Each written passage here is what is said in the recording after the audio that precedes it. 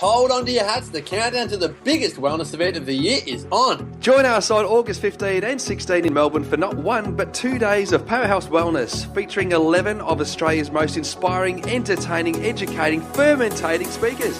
Damo, what is fermentating? MP, I'll tell you at the summit. Your favourite wellness couch speakers are joined by special guest Nat Kringoudis on all things hormones and female health. Join the Up for a Chat girls, the wellness guys, the natural nutritionist Steph Lowe, Cale Brock, Quirky Cookings, Joe Whitten, Marcus Pearce, and the rest of your favourite wellness couch podcasters. Regular and VIP tickets are still available, but hurry before this summit is sold out. For tickets, go to www.thewellnesssummit.com. The Wellness Summit is proudly brought to you by Well and You. Be someone that makes you happy. TheWellnessCouch.com, streaming wellness into your lives. Welcome to Nourishing the Mother, featuring your hosts Bridget Wood and Julie Tenner. Hello and welcome to Nourishing the Mother. I'm Bridget Wood. I'm Julie Tenner. And today we're interviewing an expert, Elle Griffen. So before we get started into that, we're going to tell you a little bit about the retreat that we've got coming up that we're finally ready to tell the world about, our Nourishing the Mother retreat on the 8th of November. Over to you, Julie. Look, we've really been able to pull together this fantastic day that I'm incredibly excited about that nourishes a woman's soul in so many areas. We really want women to walk out of that reconnecting with the joy and their bliss in their lives, delving into some pretty deep stuff, and certainly awakening their soul, connecting to that divine feminine, and really getting back in love with their lives and their mothering experience. So we've got both Bridget and I doing areas of that, as well as some guest speakers in that. So it's looking like an absolutely divinely amazing experience. And if you would really like to be part of that, reinvigorate your mothering journey and reconnect to your divine feminine, then please jump on our Facebook page and connect in, which is at Nourishing the Mother on Facebook. Yeah. So today we're interviewing Elle, who is the founder and editor-in-chief of Over the Moon magazine and also the host of Over the Moon Radio. She's an entrepreneur, is currently doing her Masters on the Virgin Mary, and is herself a woman on a divine feminine journey. So Elle, welcome, and thank you for being part of Nourishing the Mother. Thank you. I'm so excited to be here. So we're very excited to have you here. Yes. And hand over to Bridget, who's going to kick us off. So today we really wanted to chat to you about the most historical feminine archetypes, which for our Western culture happen to become from the Bible. But really, could you just tell us a little bit about how you've got to where you are on your journey and I guess your explorations of Mariology and because I really think that there's so much that's not told in our current experience of the Bible story. You know, growing up, you very much fed the kind of the masculine view of Jesus and all of that. And I myself, schooled Catholic for 12 years and never really looked critically at that. And so I'm just kind of like opening the Pandora's box of this other way of seeing those stories and those powerful feminine figures. Mm. Yeah, so kind of what got me into all of this was that very thing, right? So I was looking for a role model in my spiritual life, and I wanted to develop myself more in a spiritual sense. And the Bible is written by men. Every single book of the Bible is written by a man, and that's not a bad thing at all. But there is some context that you have to take into consideration when you're reading the Bible, because you might notice that a lot of times the male characters in the Bible, they're given names, they have these roles, and then the women characters, a lot of times they're not even named. You just kind of hear like an aside mention of them. And so it's easy when you're reading the Bible to say, this is what it looks like to be a spiritual person. But what you're really looking at is what it's like to be a spiritual person as a man. Mm. So for me, I found it difficult to relate to, say, the Apostle Peter or the Apostle Paul, because they're coming at God from a very different relationship. I mean, if you can imagine Jesus being alive today and you're hanging out with him with a group of friends, a relationship that a guy would have with Jesus would be very different than a relationship that a girl would have with Jesus. Yes. I think that's just, the way that we are. And you can even see that in the Bible, the men, they're always doing stuff in the Bible. They're always like, okay, so what you're saying is you want me to do this, and they go out and they have this big action plan. You know, they write these books of the Bible. They're going out and asking him to heal their sons. They're going out and preaching in his name. They're going out, like, right before, when they got to Jerusalem, all the disciples go and they get them a donkey and they go find a place for them to stay. And they're very, you know, logical, rational, action-oriented guys. The women in the Bible, meanwhile, you see like a story of like Martha and Mary, where there's this woman just like sitting at Jesus's feet listening to him tell stories. And this is a particularly interesting, you know, little story, because in it, Martha is the sister, and she's like cleaning the dishes and she's setting the table and she's doing all this stuff for Jesus. And he's like, stop that. Your sister Mary has it right. Who's just sitting here listening to me tell stories. So that's a very different relationship what Mary has with Jesus in that story. Is she's just sitting at his feet. She's just listening, soaking it all in. It's not very action oriented. It's very receptive. So I started just kind of studying these women in the Bible, because they're totally there, but they're just like a quieter force. We don't hear about them as much. They're almost sort of hidden, just because they didn't write the stories themselves. So they're, you know, being told about them. And, you know, over and over and over again, we see that. We see that in, Claudia, Pontius Pilate's wife, who says, don't kill this man, Jesus. You know, I had a dream about him last night, and I think he's the Messiah. You know, that's just a one-sentence thing in the Bible that you hear, and you hear this whole long, drawn-out story about Pontius Pilate trying to decide whether or not he wants to crucify Jesus, and how he chooses this robber in his place, and all this stuff that seems very, you know, action-oriented. And here you have his wife saying, you can't do this because I had a dream about it. So there's all these just like stories of these women in the Bible, and they have a very different relationship with God, with the divine, where they are, you know, they're listening to Jesus. They're having dreams about Jesus. They're, you know, Miriam in the Old Testament is dancing around the fire with tambourines, and that's how she prays to God. So there's this very unique, more intimate, more loving, nurturing relationship that the women have with God. And so I really wanted to study that so that I could learn how I could be in a relationship with God that was very feminine, very unique to us. So who better to study than, you know, the Virgin Mary? She's the ultimate. And in fact, for me, you know, working with the Virgin Mary was an amazing thing, because a lot of what we get today, you know, she's the most prominent female figure in the Bible, apart from, you know, Eve. And she is where we get a lot of our stories about our sexuality, about purity, or about good and bad. A lot of that comes from Mary, whether you're religious or not, just because our society was religious for so long. And that made up a lot of early civilization, was those stories about Mary. That's really true. So this is where the archetypes start coming in, because you're like, okay, if I have, as a woman, you know, for example, I was, you know, one of those girls that in high school, I was like, I'm saving myself for marriage, sex is a sin, all this stuff. When you start to tell yourself those stories, it helps to, you know, that can be a little bit damaging on your system. If you're, you know, starting to feel like there's like this, it's very common in Christianity to have this kind of like sinner syndrome, where you're just like constantly feel like there's nothing you can do right, and you feel like everything about yourself is wrong, your sexuality is wrong, you know, your thoughts are impure, you know, all this stuff.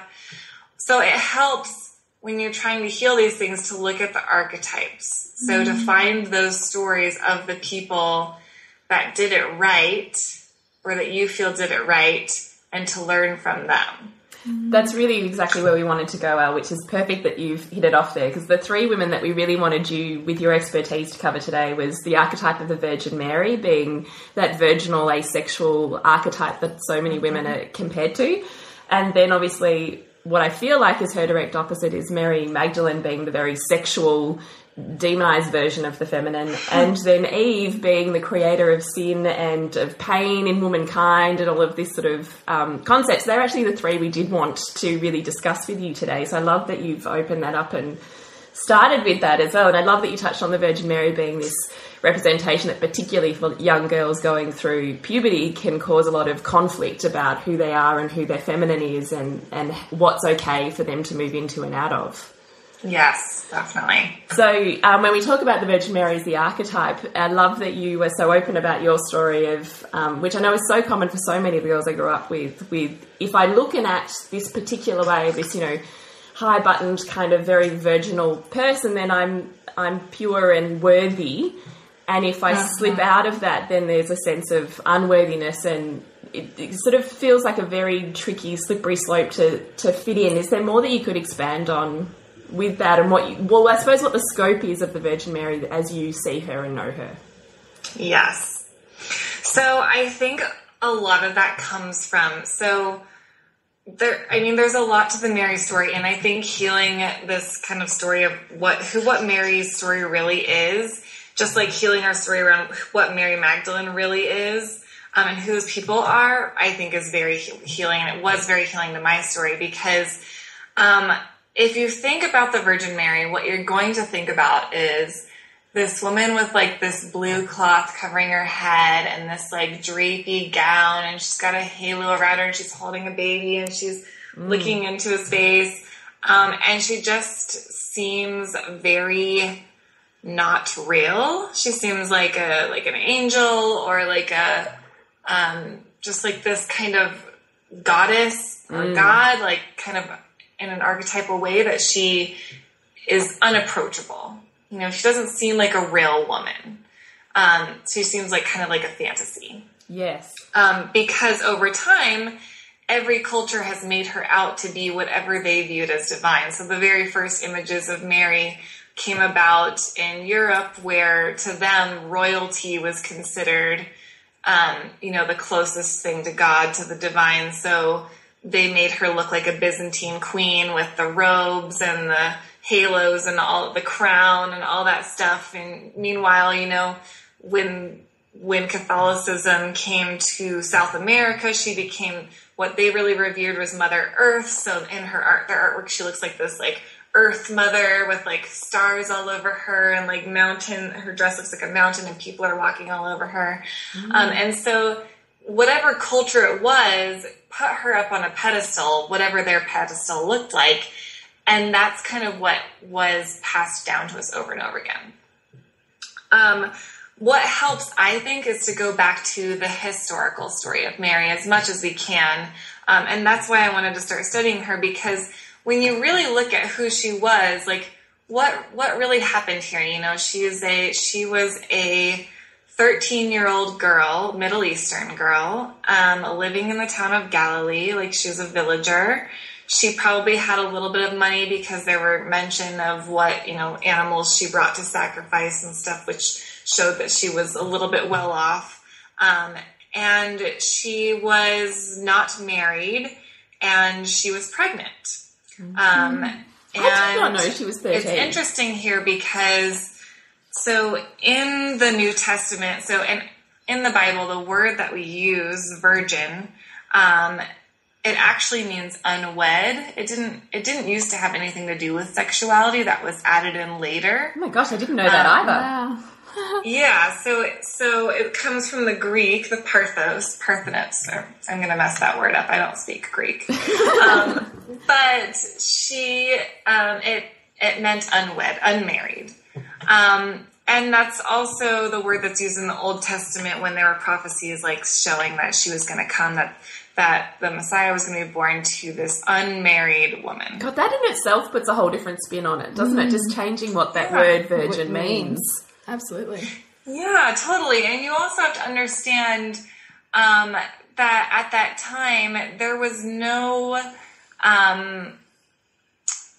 not enough scientific evidence as to how a child was produced. So they didn't know that sperm meets an egg and that's how a baby is born. That was like, they didn't know about eggs in a woman's womb or anything like that. It wouldn't have even been able to be seen at the time. Obviously, they knew what happened to a man because everything's external. They could see, there's evidence. So they figured that the man essentially created the body, and the body just went into the woman's womb. Oh, so like basically the man created the child by himself. It kind of went into the woman's womb, and then God animated the spirit and made it into a person, into a human being. So there's like... Oh, that is fascinating. I'm having all these epiphany moments as I connect some dots. Oh my goodness, that's amazing. Wow. Yeah, so basically the woman's just an oven and totally the guy's bun.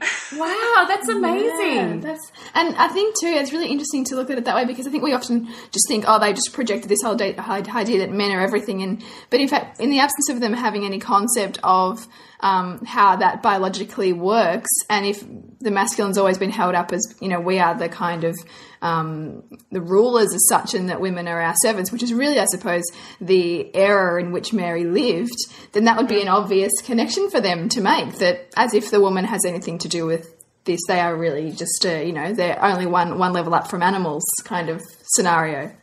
And that God places the spirit in there. I love that whole concept that you've just highlighted. I really do. Yeah, and I think that was,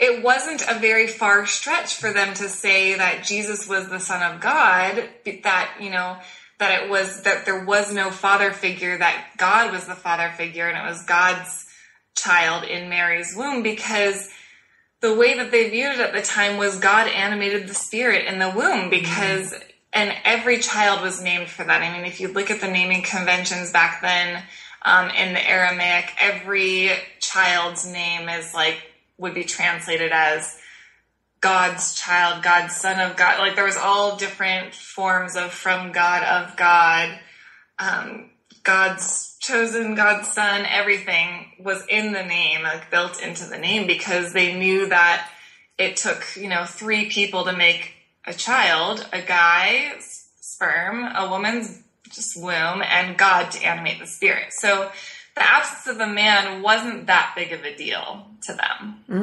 Or wouldn't have been seen as big of a deal. That's so interesting. Yeah, so when you start to think about it like that, you already start to get this picture of this person who's a little bit more relatable. And you're like, okay, maybe this isn't such a crazy scene that, think about that. If you're going to, 2nd or 3rd century, you start talking about, Mary, she's a virgin, she's never had sex, and then we start to learn what that means scientifically to never have sex, so it's not even possible, and all this stuff that we learn later, then of course we get further and further removed from her, and we start to say, okay, this woman who's never had sex and she is the ideal of purity, then there's nothing we can do. There's no possible way we can live up to that unless we're like a nun. And surely God doesn't want us all to be nuns. So it becomes so unrelatable that us trying to take on the Mary image of this virginal, pure, chaste, bride-looking figure, we can't live up to that. So of course we're going to feel less than and unworthy. But when we start to see her as this person, that's just this 13-year-old girl that's just pregnant, she believes in miracles, she believes God animates the spirit, brings people into the world for a reason, and she's just feeling so grateful to have this child and to be taken care of by a man, because then it would be presumably so. We don't know very much about Joseph, but, according to I think that the best thing that we can learn about Joseph is based on the almost anthropology of the time, so knowing more about that culture at the time. So if you could imagine, during this time period, population was a struggle. Like now we have so many people we can't even think about this, but at the time, if you're living in this tiny, small desert community of Galilee, and if you have 1 man and 5 women, you have the potential to have 5 children being born at the same time, right? Yeah. If you have 1 woman and 5 men, you have the possibility of 1 child being born at the same time. So in an era when infant mortality was extremely high, so, most children were, if they didn't die as an infant, they died under the age of 5. And women half the time died in childbirth. Then what you're dealing with is constantly, you need men to work the field, to fish the seas, to keep your community afloat. If you don't have more children and tons of them in case, there's sickness and things that befall the kids that they don't make it to the age of 5, then your community is not even going to survive. So what would often happen is, the man would take either multiple wives, or he would have 1 wife, and if she couldn't bear enough children, she would let him sleep with, her handmaiden, her maids. They had to have multiple ways of bringing more kids into the world.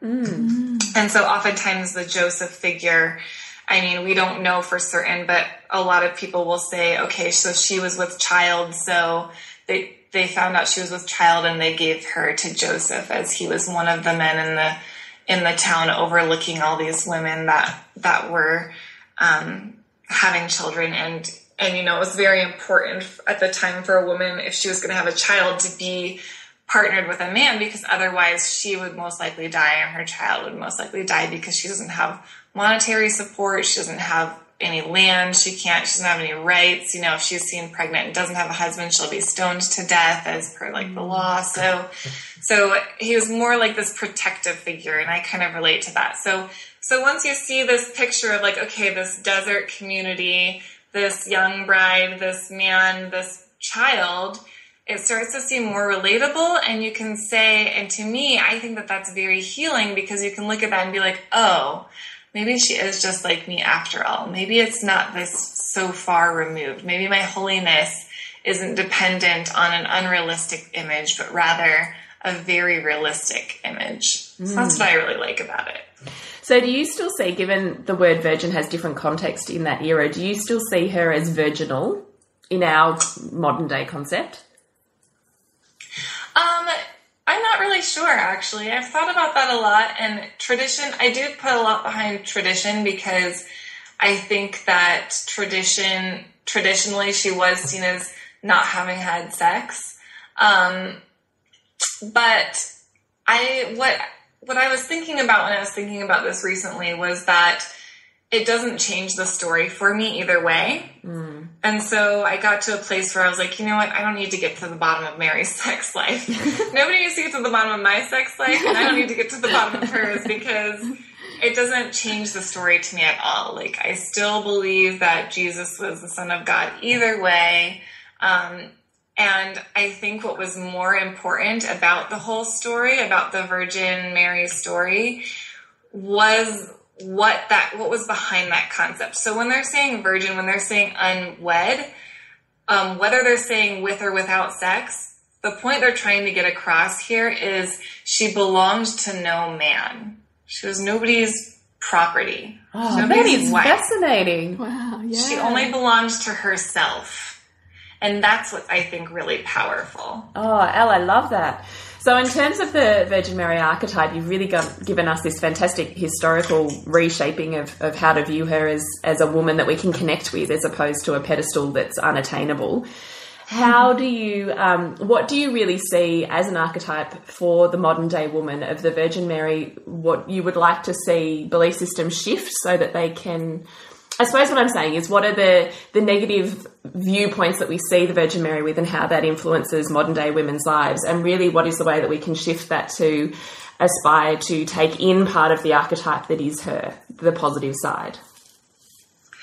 Yeah, so I think the negative side is kind of what's obvious, this sexual, anti-sexual being. If you think about, a lot of times if you think about the Virgin Mary being lived out today, you would think about a nun. You would think the most spiritual person on this world is a nun, because she's the most like the Virgin Mary. And we might not even think about this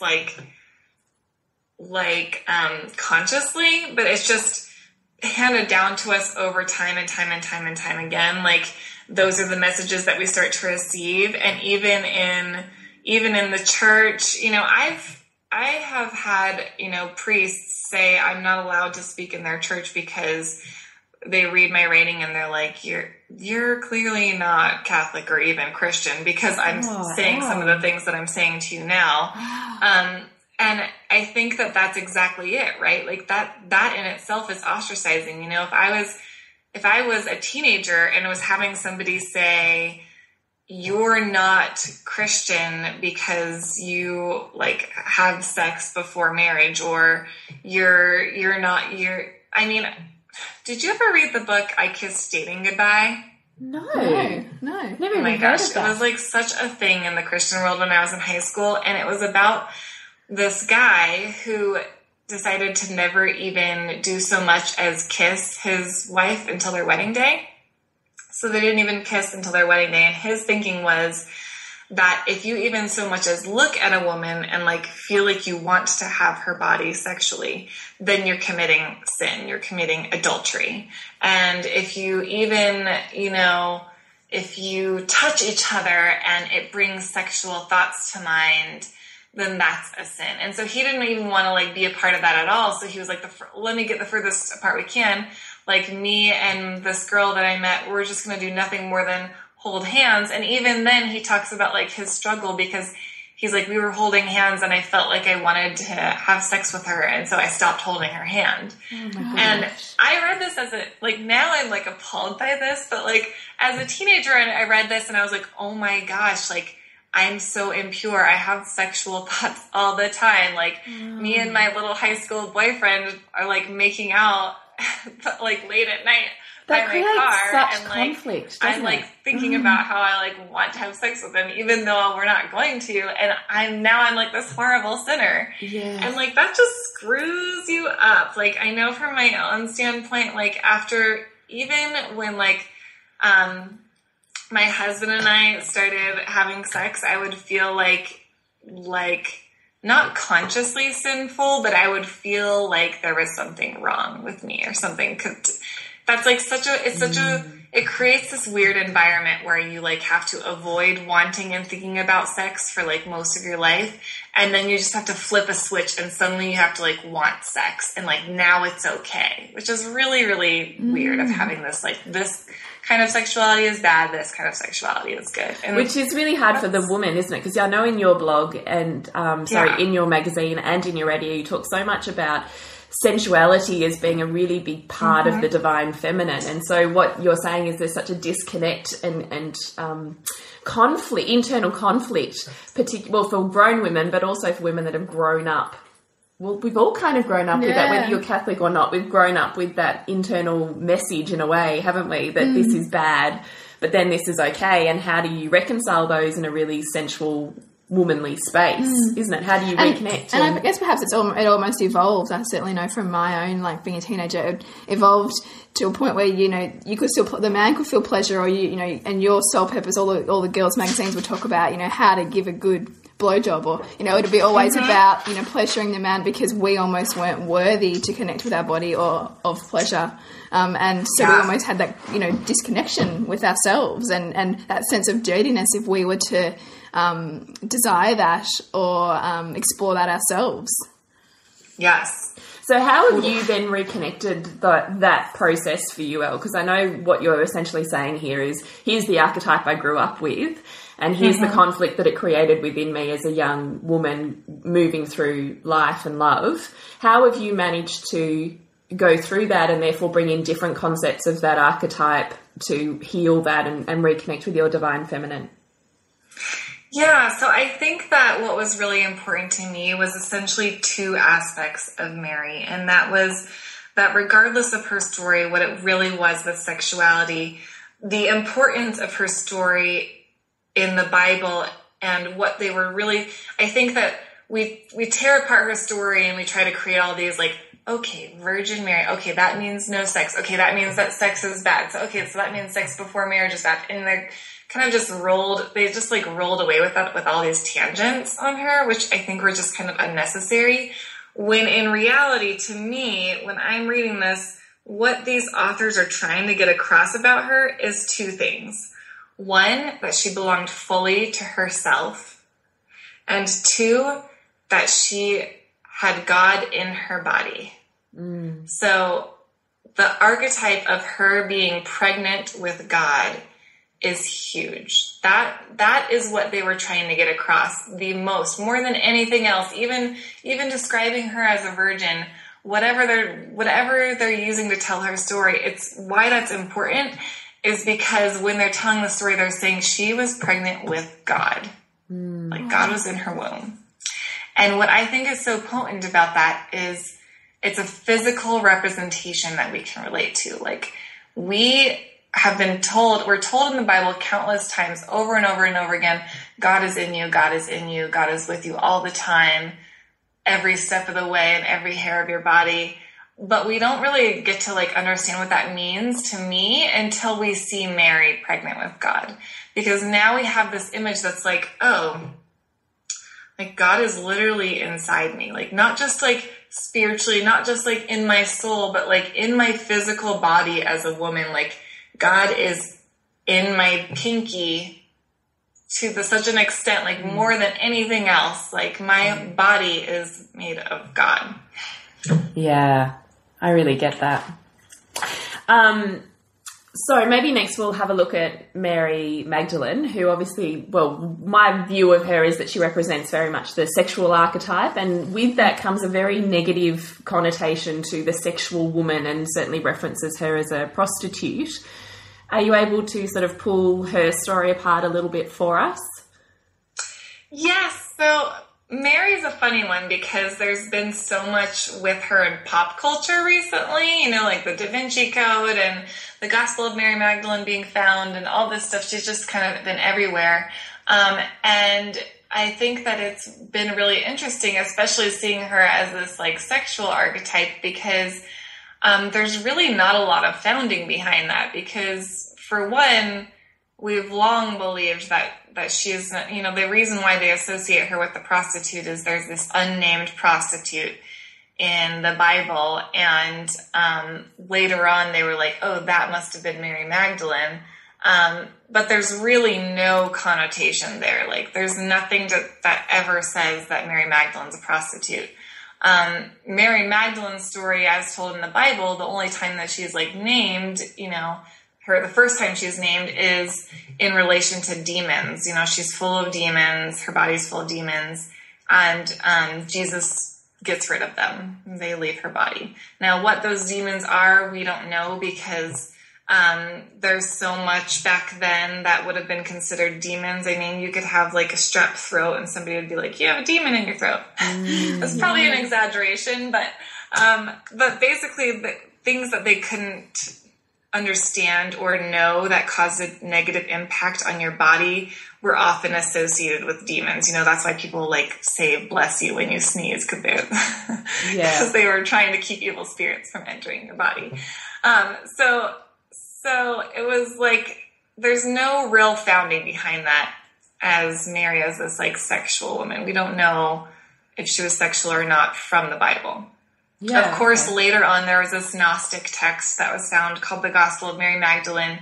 And everybody makes a really big deal about that one because it says that Jesus kissed her on the mouth. It was a phrase used in that gospel. But the thing about that is it's a Gnostic text. And so Gnostic texts are, it would be like you or me, we sit down and we're like meditating or praying, and I'll just speak from my own personal experience. So I often think about Jesus as like my boyfriend or something, because that's how I understand love best on earth, because I have a really great relationship with my husband and he's, you know, the most loving person I ever know. So if I'm in prayer and I imagine that Jesus is next to me and I have my head on his shoulder and I'm just relaxing. And I'm just thinking, oh, I love you. This is so amazing. And maybe he kisses me on the head. And this is all just me being in prayer and meditation. So now imagine that I write down that experience. So I type out, so then Jesus kissed me on the head. Am I saying that Jesus literally kissed me? No, I'm saying it was just my own prayer or meditation, or what back then they would have called a vision that I had. Mm-hmm. And that's what Gnostic texts were. So Gnosticism was a branch of Christianity that was viewed more mystic. That's what they would do. They would go into meditation. They would have these trances or visions, and then they would write those down. And they would write it in the name of whatever apostle. So you might have seen there's also a Gnostic Gospel of Thomas. There's one of, written in the style of John. So it would be like, and so one was written in the style of Mary Magdalene. And the reason for that is it was probably a woman who was writing this experience. And so much like me writing about my experience with Jesus in my prayer, she would have done the same thing. And she writes and she titles it The Gospel of Mary Magdalene, because to her, this felt like a revelation that was very almost like she was Mary Magdalene in this instance, where she had that intimate relationship. Mary Magdalene was the first to see the risen Jesus. She obviously had a close connection with Jesus. And so she might have even felt like in her vision she was the Mary Magdalene, and so she wrote the story like that. So that was what was traditionally common with the Gnostic Gospels. So it is interesting that Mary Magdalene today takes on the archetype of this seductress, because to me, we don't even know if she was a seductress or not. The foundings for that statement aren't very founded. To me anyway. No, I'd actually heard recently one of my friends had said that she'd seen a documentary on Mary Magdalene, and in that documentary is a historical documentary that they had pulled apart that story. And they were putting forward the view that perhaps there was a bit of jealousy between her and the men that were around at the time. And she was actually a woman of means, so she was probably a widow or something like that. Mm-hmm. And that she was almost like the manager of Jesus. So she was the woman who went ahead to the next village and organised the place where he would speak and all of these sorts of things. And so we're seen with him in a managerial role. And so they had quite an intimate, almost level relationship. Have you heard that at all? That's funny. That totally could be. I think one of the things that they're getting at with that is that she clearly was hanging out with all the disciples. She was one of them. She was hanging out in their gang all the time. Did she manage the finances? Did she go out before him? We don't know, because they don't talk about that ever. But we do find her name popping up all over the place as if she was just in their band or group. And, there may have been tons of women in that disciple group, but we just wouldn't hear about them because it was just the tradition of the time. You write down and document the men's names, but you don't need to write down and document the women's names. So it does give her prominence and importance that her name is even mentioned. What she was doing with them or what her role was, I don't know, but she was clearly close to him. So at what point do you feel that she became associated with the prostitute archetype? Do you know roughly when that happened and what was happening culturally at that time? I don't know when that happened. I'm not exactly sure. There's always something that it always starts with some person just making the connection, and then everybody just kind of follows it for a few years until someone's like, wait, why did you decide that?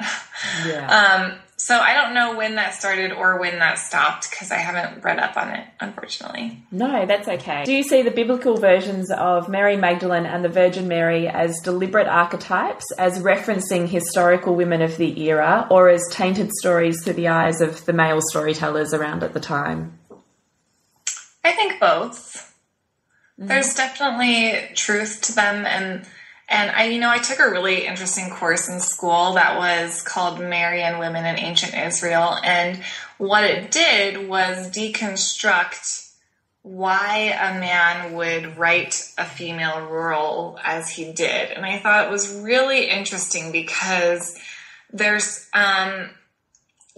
when you learn the context or like why somebody was writing the story, what point were they trying to make, you can understand the female roles better. So, for example, in the story of Jezebel in the Old Testament, we have this woman who is betrayed, or who is portrayed as sort of the downfall of Israel, because she came from this polytheist community. She had multiple gods, and she married into one of the tribes of Israel, and she was their downfall because she made her king believe in all these like multiple gods or whatever. And so they portrayed her as a harlot, that she slept around, that she was a prostitute, that she, that was, and for years, that's what she was. She was this prostitute. She was this evil person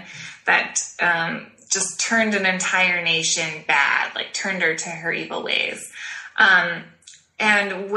But what you have to look at is like, okay, but what is the storyteller trying to say here? Why are they pinning it all on Jezebel? Why give her the name harlot when there's nothing that shows any kind of sexual connotation there at all? And the answer is, to them, she was cheating on God. So they were a mostly monotheist community, believed in this one God, or at least this one God was the right God, and that all the other gods were bad gods. So if she's believing in all these other gods and worshiping them, then she's a harlot. She's cheating on her, prostituting her God. That's really interesting. Looking at it.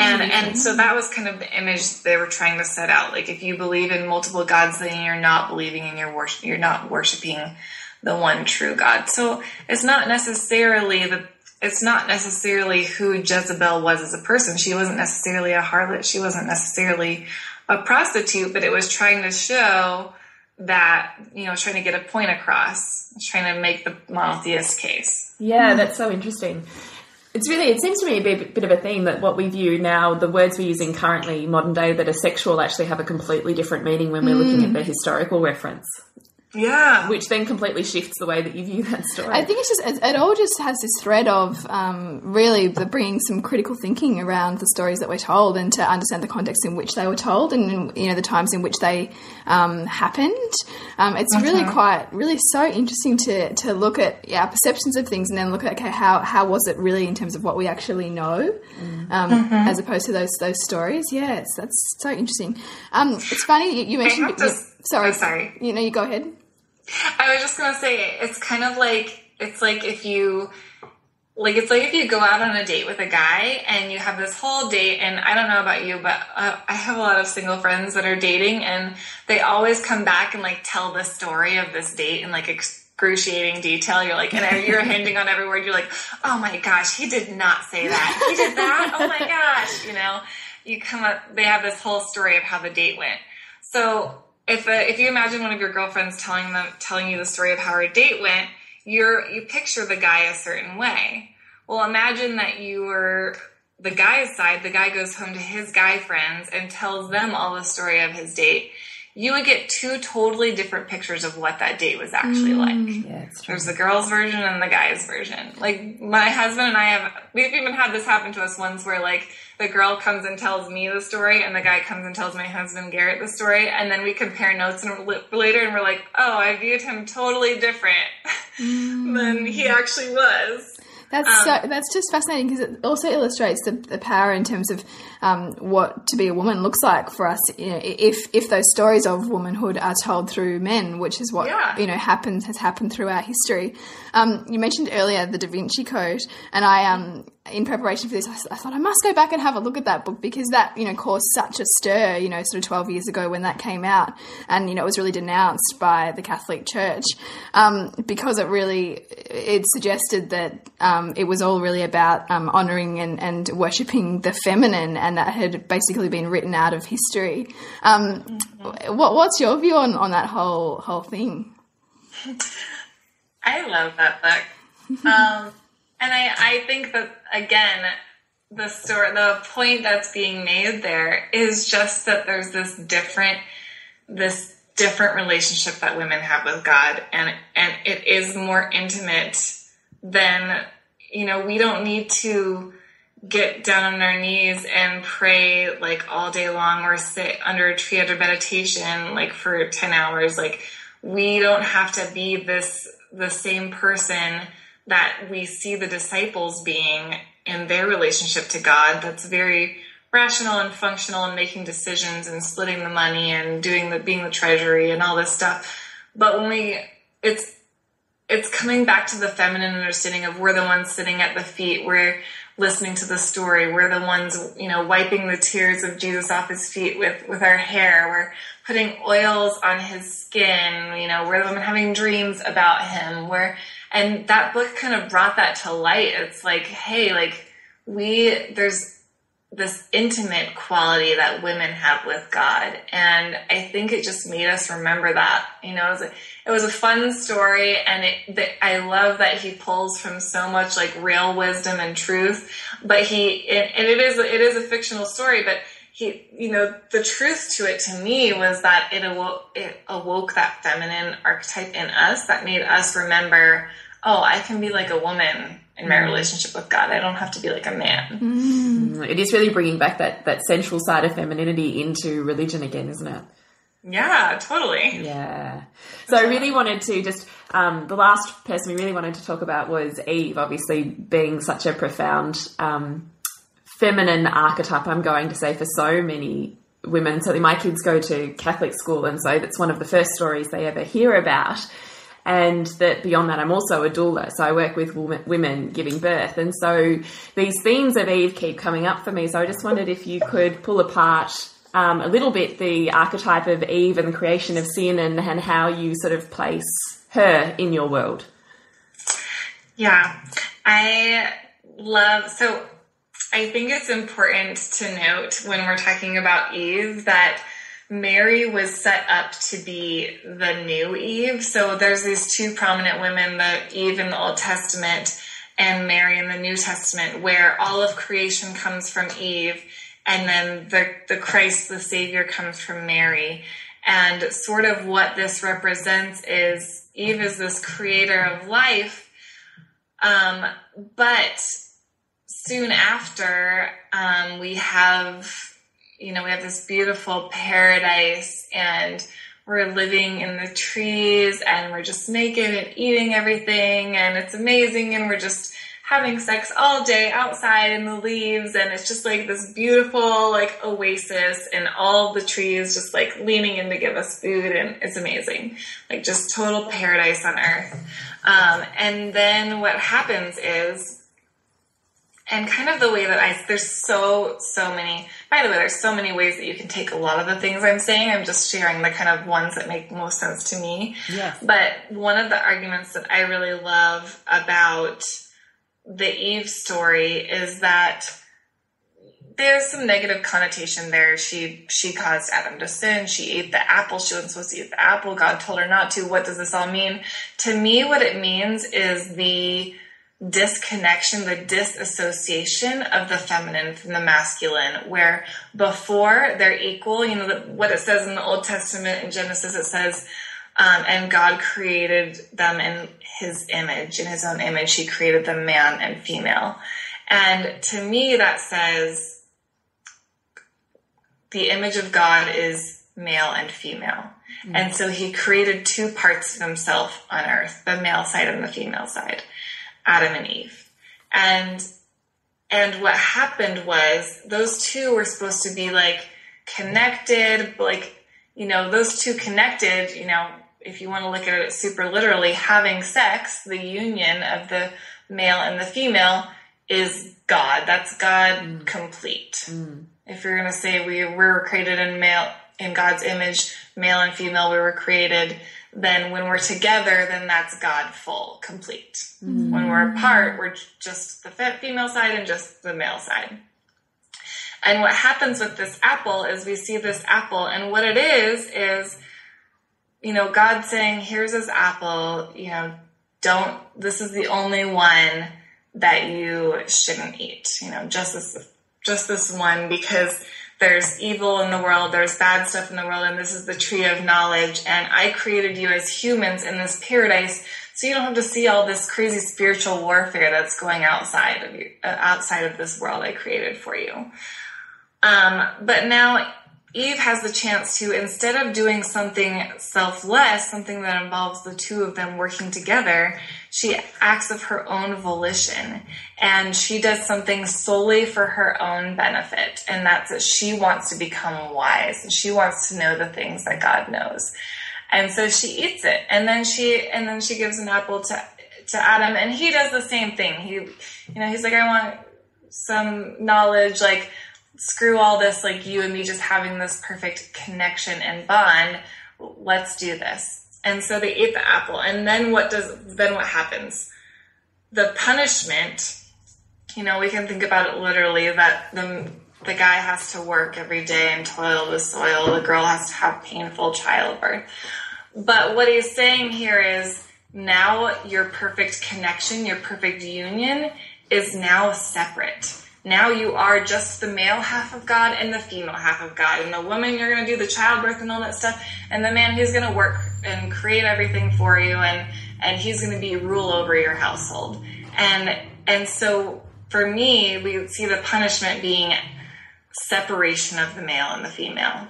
Mm-hmm. And so for generation and generation thereafter, the whole Old Testament, we see this playing out as the male being the bigger, the patriarchal society, the male having all the rights, being able to own property, the woman having no rights and needing a man to support her and having a child, all this stuff until Mary, a woman who belongs to no man, gives birth to God. Oh my gosh, you brought that full circle. I love it. Wow, that's amazing. So it's like this big dividend, and to me, that's what Mary was here to heal, to bring back the feminine and masculine back together to create God again. Oh my gosh, I love Mary now. Yeah. And that's interesting too, because, you say that God created men and women, the masculine and feminine, as of himself, and yet I'm not sure if it's still this way, but, you go back and you look at the Old Testament, and it's that God created Eve from Adam's rib. And so was that again, that's representation of creating a woman from a man as a result of the times that followed, which said that, the kind of only the men could own property, all of those things. It's almost been distorted in another way. Yeah, and there's two creation stories in Genesis. So if you read the first book of the Bible, that's what you'll see. You'll see one version of creation where he creates the male and female in his image, and then a short chapter later, you'll see the version where Eve is pulled from his rib. So there's both stories there, and the reason for that could be many things, but it could also be because now we have this separation of the male and the female. Wow. Oh my gosh, Elle, I just love that. I'd love so much hearing your wisdom on all things feminine archetype. It was really completely gorgeous. Is there anything you would like to leave the mothers of this world that we're connecting with your knowledge? Is there anything that you would really like them to know at this point, or anything you'd like to say? I think just if there's any moment that we can spare to just remember that we too are full of God, and we too can help bring humanity back to this image that Mary was trying to bring us back to, is that male and female are together and so great, and that there's not a hierarchy. It's not male is better than the female, or the female is better than the male, but that we are all together make up what God is, and that we can recreate that heaven on earth, that, we can do that right here by just being with each other and recognizing that we are all full of God, that we are pregnant with God, we are full of God in every ounce of our being and in our bodies, not just in our souls. And so I think just recognizing that, and then, however, if it's an archetype that helps you or whatever, to just find that. But I just want to thank you guys for having me to tell this stuff, because to me this is like super geeky. Like, I'm just in my world over here, like learning about Mary for who knows what reason. So it's really cool to get to share why it's important to me with you guys. And I just hope that you guys or your readers or listeners find something in that that's also healing for them and their relationships and their relationship to the divine. Yeah, thank you. Us too. I really just want to also just give a bit of a rant on your Over the Moon magazine that I completely love the articles in there. Would you like to just quickly tell our listeners how to connect with that and what you're really offering there? Yes. So Over the Moon magazine is overthemoonmag.com, and it provides spiritual inspiration for the modern woman. And so essentially what it is we have women talking about what it's like to be a woman in relationship to God, in relationship to themselves, to their bodies, from every different faith and tradition. So we have Jewish writers and Catholic writers and spiritual writers and New Age writers and Mormon writers, and we just have everything that you could imagine, all writing about their unique relationships with God and the stories and archetypes that shape them. And also in a way that pairs it with our everyday life, because just as like coming back to the historical Mary can kind of remind us that this isn't like all so far-fetched and we're actually in the same world. When we relate to other women and we are going about our day, like God is just a part of our everyday. It's not just something that exists only on a spiritual magazine. So we try to incorporate a lot of real life and fun and playfulness and, women drinking. We always say it's like spirituality that feels more like sipping champagne and less like burning incense, because that would be, the very masculine form of worship. And so we want to have the feminine form of worship here. So we've got women writing about from a very fun and flirty and feminine vibe on God. So it's really fun. It's overthemoonmag.com.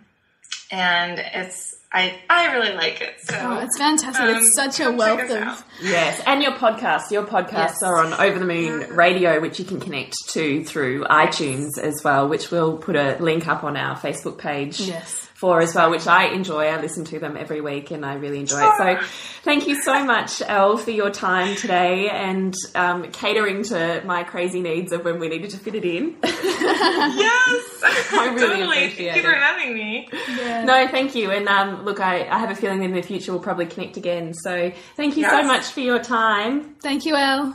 All right. Bye, everyone. Bye. Wow, there was just so much in that to totally unpack. I think I'm going to have to come back and listen to this a couple of times. Just totally turned upside down my certainly my experiences growing up Catholic and all those stories. If there's something in that for you that you'd love to share, please connect with us on Facebook /Nourishing the Mother. And I'm going to leave you with this quote from the poet and mystic Rumi, who said that conventional opinion is the ruin of souls. And I really think that this unearthing of the real story of Mary has been a real truth to that point. So thank you. This has been a production of TheWellnessCouch.com. Check us out on Facebook and join in the conversation on Facebook.com/TheWellnessCouch. Subscribe to each show on iTunes and check us out on Twitter. The Wellness Couch, streaming wellness into your lives. Whilst the Wellness Couch presenter endeavor to provide accurate and helpful information to their listeners, these podcasts cannot take into account individual circumstances and are not intended to be a substitute for health and medical advice from a qualified health professional. You should always seek the advice of a qualified health professional before acting on any of the information provided by any of the Wellness Couch podcasts.